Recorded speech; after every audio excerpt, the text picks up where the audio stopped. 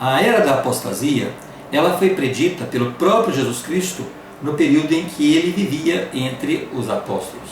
Foi predita pelos próprios apóstolos, mas também pelos antigos profetas no Antigo Testamento.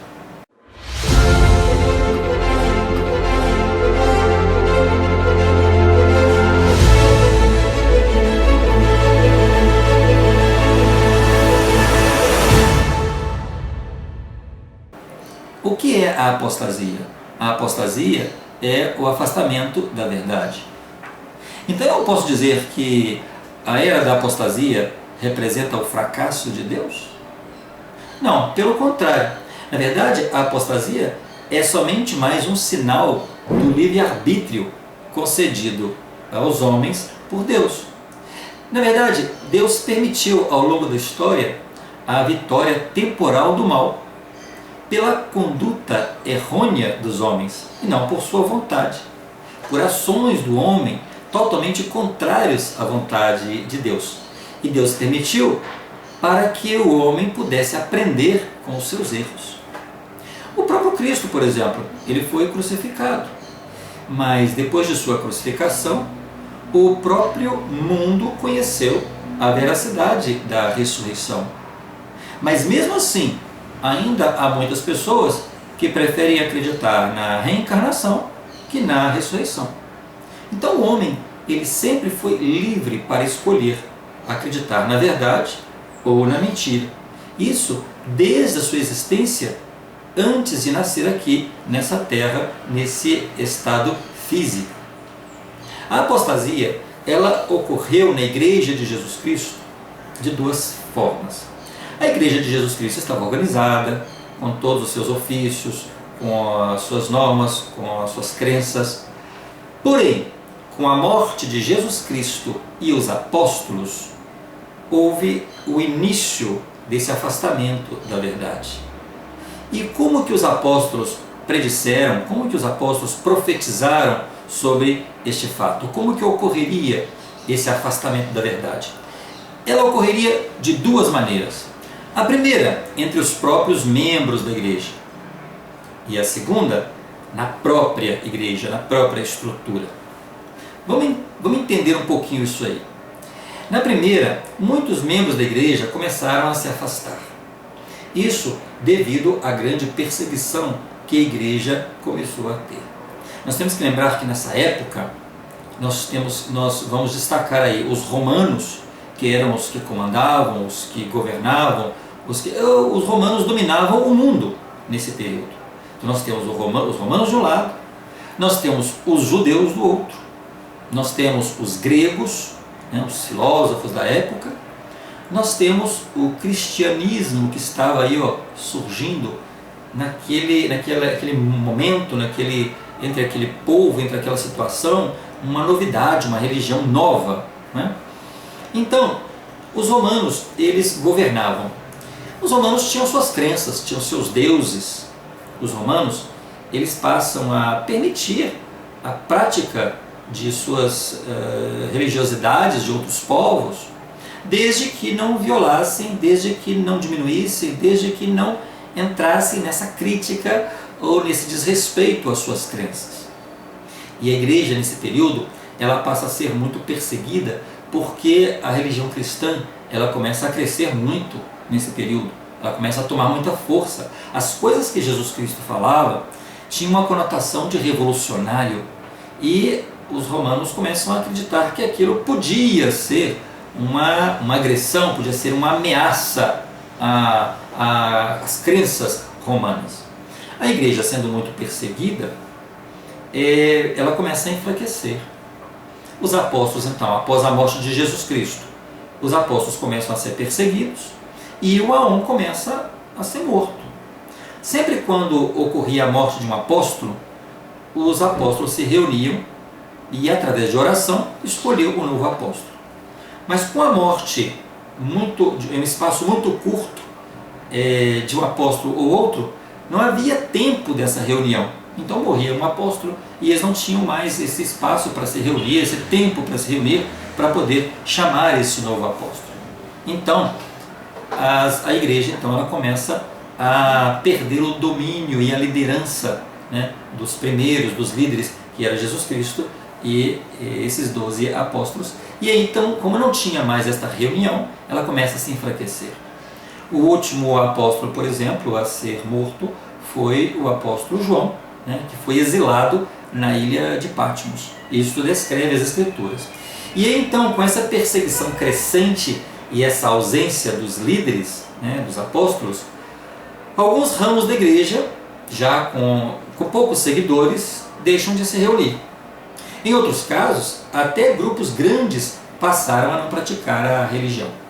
Temos que considerar também que a formação desses membros, seguidores de Jesus Cristo, muitos deles eram judeus, vieram aí da prática do judaísmo e assimilando aquela nova crença, aquelas novas práticas, aquela religião nova. Só que com esse enfraquecimento, com essa ausência dos apóstolos, muitos judeus começaram, inclusive, a voltar com suas práticas e a tentar introduzir na igreja original de Jesus Cristo aquelas crenças que eles praticavam antes, que eles tinham antes. Então eles voltam a conceitos anteriores de onde vieram. Isso era muito comum entre esses membros da igreja provenientes do judaísmo. As Escrituras elas não apresentam, inclusive, grandes manifestações após a morte de Jesus Cristo e os apóstolos, como acontecia antes. Aquele famoso encontro de Jesus Cristo no Sermão da Montanha, né?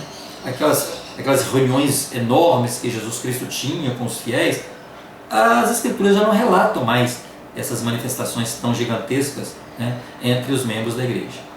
Na segunda forma em que acontece a apostasia é na própria igreja, porque ela passou a se igualar a instituições humanas. Então, ela começa a criar dogmas, a criar práticas para a satisfação do ego humano, sem a autoridade do sacerdócio. Aquela revelação que existia entre Jesus Cristo e o Pai Celestial ou os apóstolos já não existia. Então a igreja, sendo perseguida em todos os lugares, começou então a ser introduzidas na igreja algumas práticas, e os apóstolos eles profetizaram que isso aconteceria. E quando o homem começa então a gestionar, quando o homem começa a governar, quando o homem começa a liderar, é quando acontece esses exageros e essas falhas, né, na igreja primitiva de Jesus Cristo, com essa introdução de dogmas e rituais estranhos àquela igreja original, e com leis e práticas que demonstravam uma forma de piedade aparente, mas negando a sua eficácia.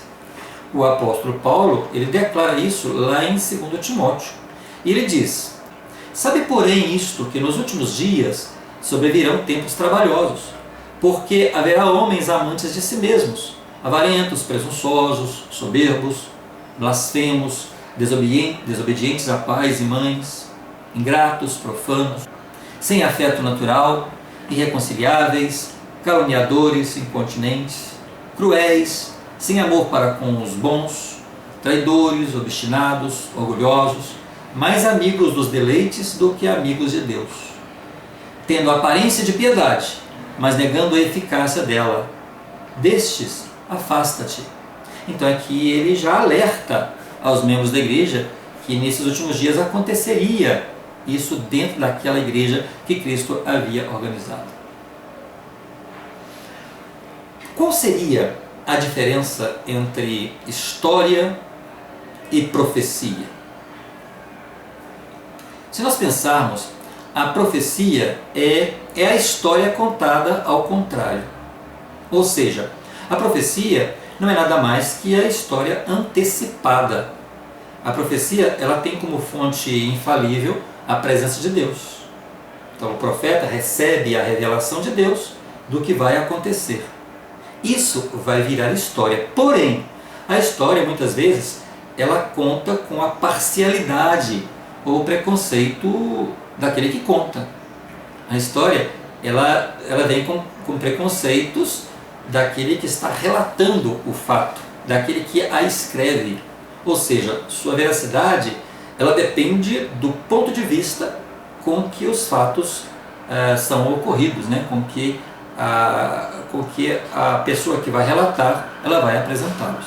Muitas vezes o historiador ele é conduzido ou induzido pelos milhares de influências que o rodeiam, né?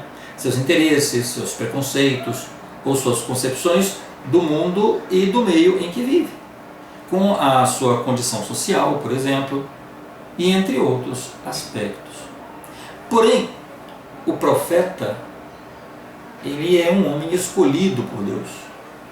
E ele é escolhido para revelar a vontade de Deus e não a vontade dele, independente de qualquer circunstância. Por isso, a profecia ela é a história antecipada.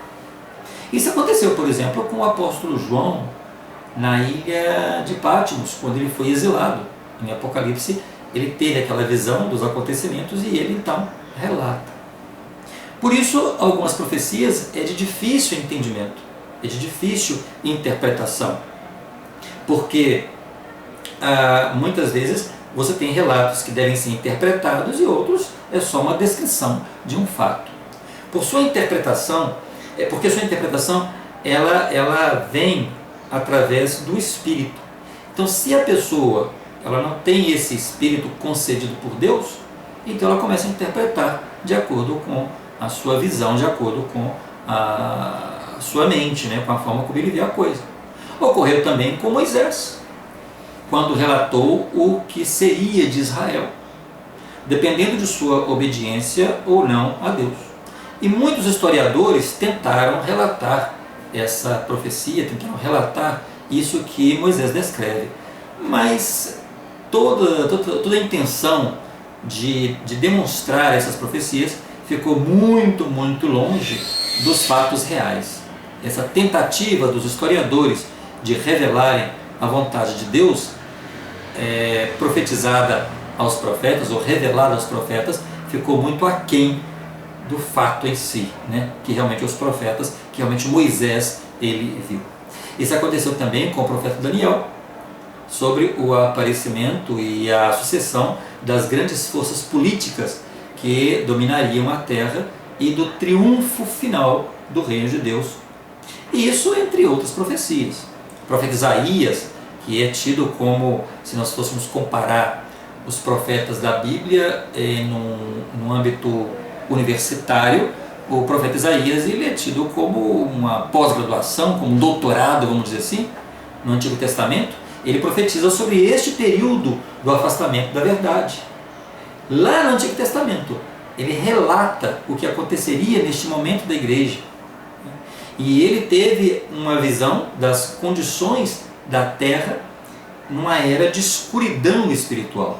Um período de corrupção, quando a humanidade ela se sentiria desamparada e sem nenhuma esperança. Ele vê os homens mudando os estatutos e as leis e violando a aliança com Deus.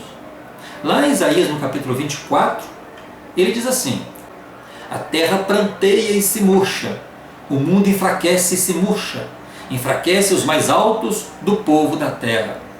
Na verdade, a terra está contaminada por causa de seus moradores, porquanto tem transgredido as leis, mudado os estatutos e quebrado a aliança eterna.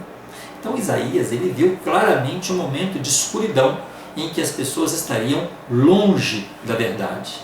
Então teríamos aí interpretadores, pessoas que talvez com boa intenção, mas seriam meros homens tentando interpretar a vontade de Deus. O profeta Amós também viu esses dias. Ele viu este período de apostasia. Ele vê um período onde a igreja está ausente, onde não existe a igreja de Jesus Cristo, a verdadeira igreja de Jesus Cristo na terra.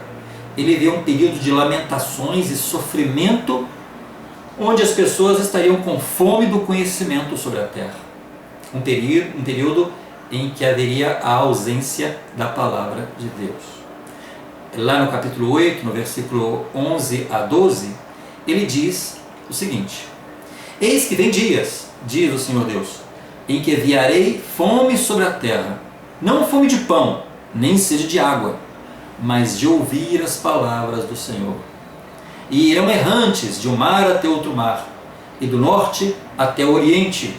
Correrão por toda parte buscando a palavra do Senhor, mas não a acharão. Então, quando a igreja de Jesus Cristo ela deixa de existir na face da terra, ela entra nessa era de apostasia, e a gente percebe, avançando aí em todos os anos posteriores a essa morte de Jesus Cristo e os apóstolos, uma perda da verdade. E os homens começam a criar as coisas de acordo com a sua mente, de acordo com a sua visão, de acordo com as suas intenções, boas ou más.